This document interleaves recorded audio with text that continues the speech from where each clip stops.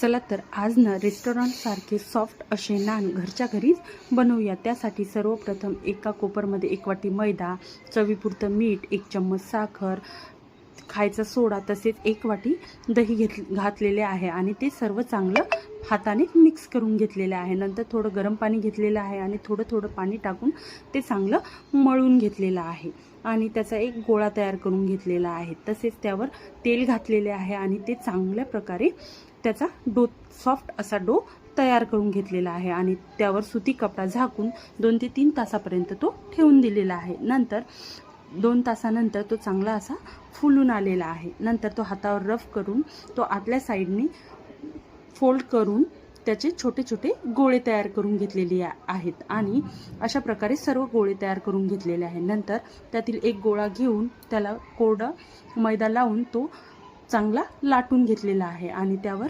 कोथिंबीर घातलेली आहे, ती चांगली दाबून दिलेली आहे। नंतर तो पोळी घेऊन त्याच्या एका साईडनी पाणी लावून ताव्यावर टाकलेली आहे आणि हाताने चांगली प्रेस करून घेतलेली आहे। त्यावर बुडबुडे आले की सांडशीने तवा दुसऱ्या उलटा करून तो गॅसवर भाजून घेतलेला आहे नान।